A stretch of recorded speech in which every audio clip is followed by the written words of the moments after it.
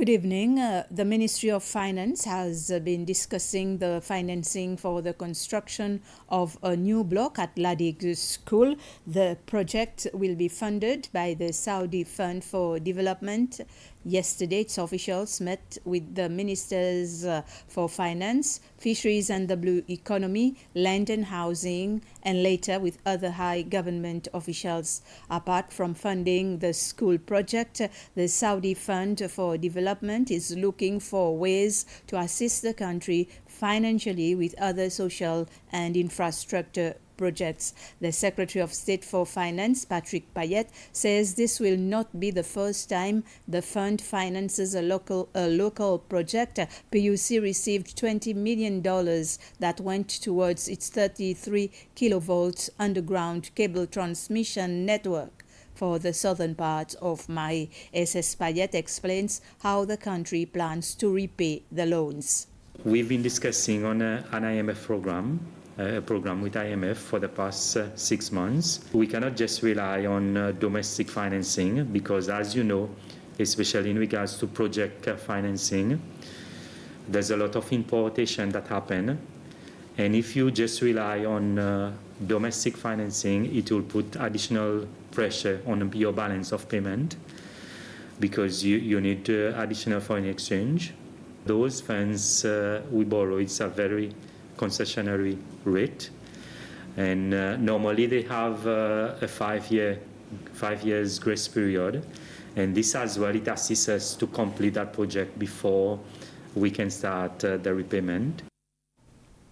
Following the announcement made by the Ministry of Education this week, all students who will be going to school on Monday, the 24th of May, have been contacted by their respective school. This afternoon, the Principal's Public Relations and Communication Officer at the Ministry of Education, Sandra Lepati, said that only students sitting for the DELF and IGCSE examinations, as well as second-year A-level students, are expected on school campus on Monday. Ms. Lepati added that other professional institutions too will be open to physical learning in order to allow its students to prepare for their international exams as of Monday, the 24th of May.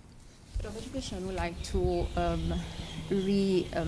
inform the parents, students, and members of the public in general that on Monday, 24th of May, those following list of students should be back at school.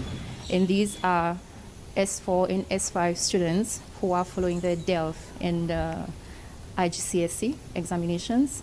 There's also the students from SARS, second year of SARS students.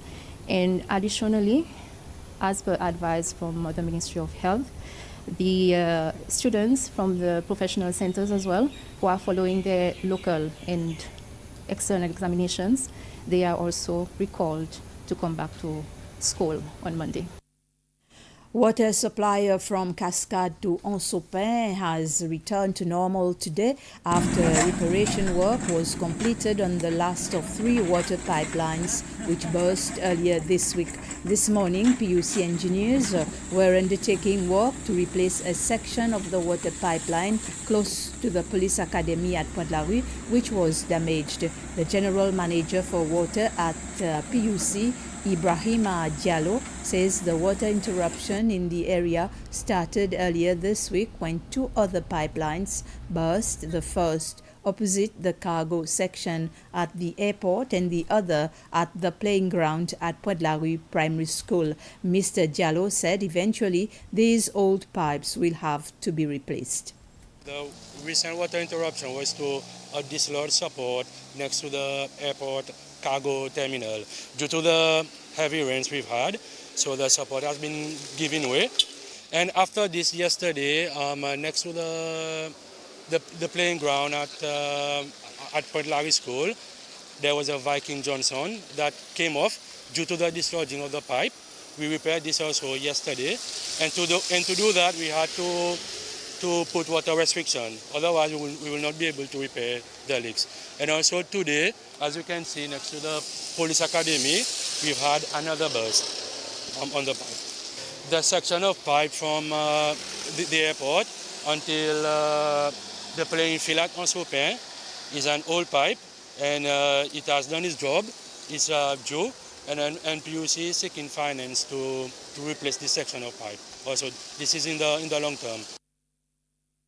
The Ministry of Health has received a donation of 50,000 surgical masks from the Embassy of the Order of Malta. It was the first secretary of the embassy, Maria Invernizzi, who presented the mask to the Chief Executive Officer of the Healthcare Agency, Dr. Danny Louange, on behalf of Ambassador Alexandra Azais. Dr. Louange said the masks will help the health workers in the fight against COVID-19 as well as replenishing their stock. Thank you for watching. Good evening.